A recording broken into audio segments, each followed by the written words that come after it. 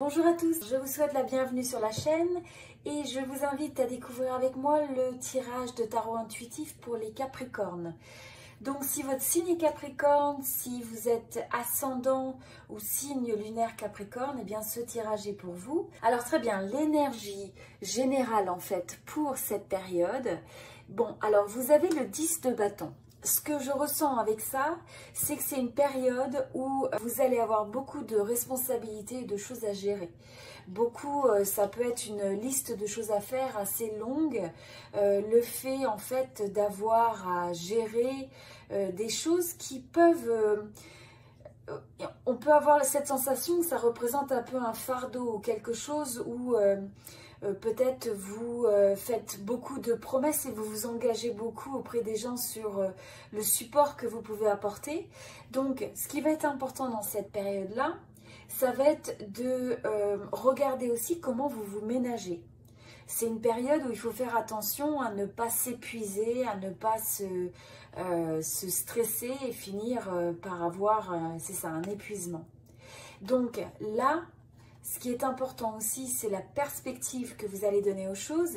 Donc, quand vous faites face à une situation ou si vous avez des choses à gérer, eh bien, la bonne priorisation, le fait d'avoir un peu de recul, de peut-être demander de l'aide et du support, va vous aider à faire face aux choses. Là, on a aussi la carte du 4, donc qui est le fait de mener, de l'idée. Et là, donc, c'est le fait justement d'apporter, c'est un mois où ça va être important d'apporter des fondations solides. Donc, peut-être la manière dont vous gérez les choses, peut-être avoir un système. Par exemple, si vous avez beaucoup de choses à gérer à la maison, eh bien, est-ce que vous pouvez avoir un petit système qui s'organise, qui permet peut-être d'optimiser le temps que vous passez sur certaines tâches? Si c'est au travail, même chose. Est-ce que vous pouvez déléguer, travailler en équipe, etc. Donc ça, c'est un peu l'énergie pour la période en général. Donc, beaucoup de choses à faire. Et donc, de faire attention aussi par rapport à ça, de pas trop en prendre sur ses épaules.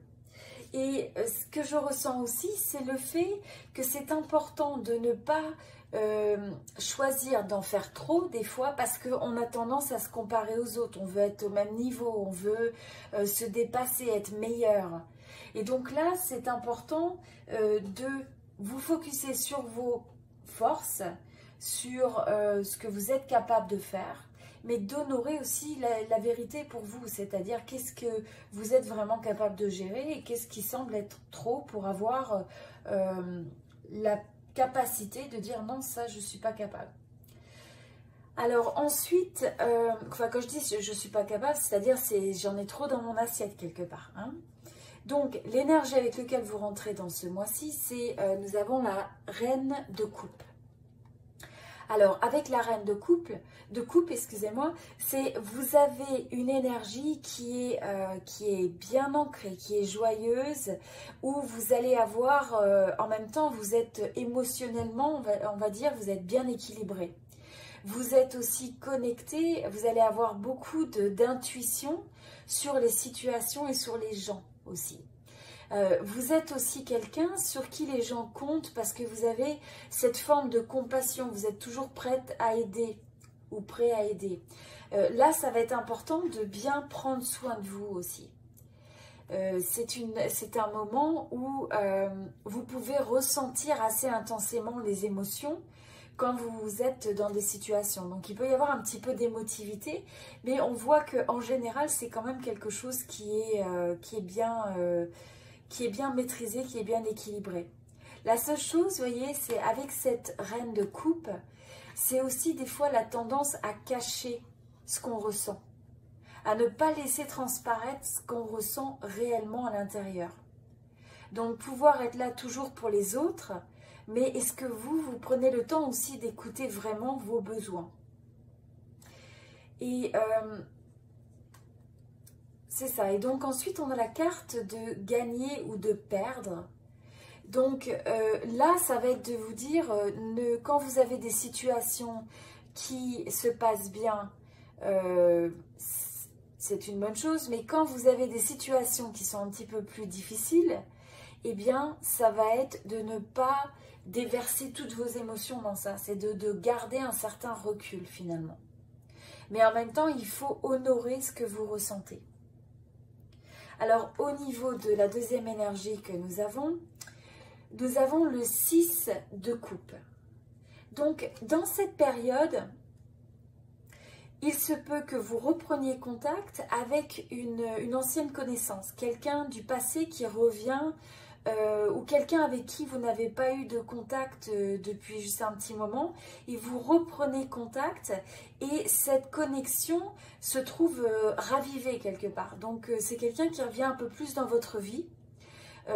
Donc, ça peut être une connexion, ça peut être aussi quelque chose qui est important à vos yeux, avec lequel vous êtes vraiment impliqué. Je ressens aussi que pour certains, il peut y avoir une forme de nostalgie par rapport au passé, par rapport à des souvenirs, des moments du passé où vous avez l'impression des fois, c'est ça, d'une certaine nostalgie de comment était la vie avant, de peut-être de gens avec qui vous avez perdu contact aussi, avec des expériences, même dans le domaine professionnel, peut-être des réseaux, des projets que vous aviez et qui semblent appartenir au passé, qui ne sont plus que des souvenirs. Et c'est quelque chose qui, vous avez un peu comme un pincement au cœur de ce point de vue-là. Et là, l'énergie aussi que je ressens intuitivement, c'est le fait qu'il est nécessaire, si vous ressentez un petit peu comme du ressentiment au niveau de certaines situations passées, eh bien, il faut absolument laisser ça au passé, laisser ça aller. Il y a une forme de lâcher prise aussi. Et donc là, vous rentrez dans la période où vous allez pouvoir donner une nouvelle forme de vitalité à peut-être à une situation qui était partie de votre vie, qui s'était un peu éclipsée. Donc une relation, un projet, quelque chose qui peut revenir du passé, qui se retrouve revitalisé, qui se retrouve au goût du jour quelque part. Alors au niveau du travail, là je vois qu'il y a une transformation assez radicale. Alors vous pourriez changer en termes de votre approche au travail, ça peut être certaines façons de faire ou certaines façons d'appréhender les choses que vous modifiez de manière assez importante. Donc restructurer quelque chose, transformer votre manière de travailler.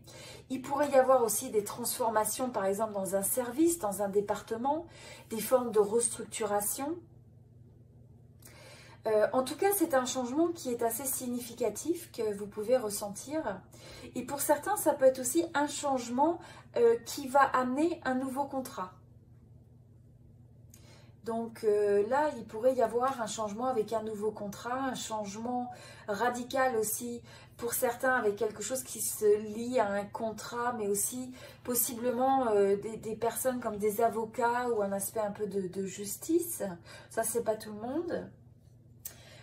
Donc là, ce qui est important par rapport à ça, c'est de vous dire qu'en tout cas, la fondation au niveau de votre domaine professionnel, c'est que vous avez des opportunités autour de vous. Vous êtes entouré par des opportunités. Ce qui est très important, c'est que vous ayez la capacité de les détecter et de vous aligner avec ça, d'amener les changements qui sont nécessaires pour que vous puissiez vous aligner avec ça.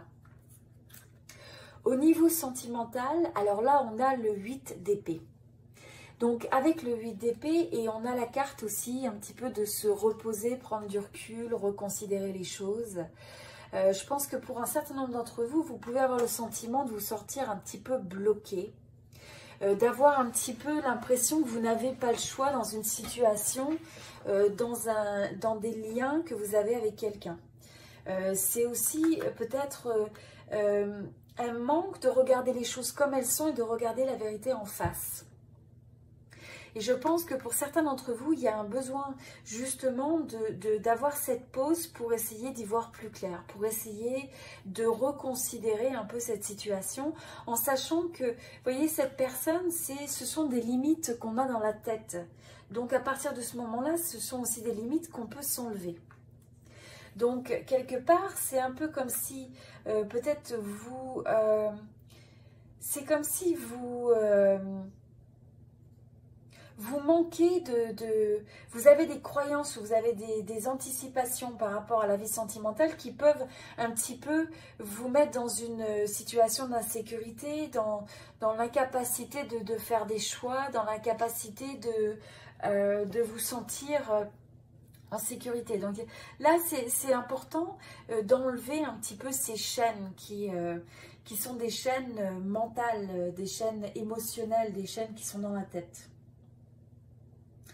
Et là, il va falloir s'aligner davantage avec une énergie où vous favorisez le flot des choses.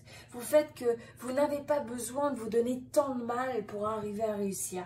Vous faites davantage confiance dans la vie et les actions que vous placez, les pensées que vous avez dans votre tête vont vous conforter vers ça. Donc c'est vraiment important d'avoir cette confiance en vous, de vous libérer. Au niveau des obstacles, des challenges, là, ce que je ressens, c'est que c'est vraiment une période où il ne va pas falloir hésiter à briller.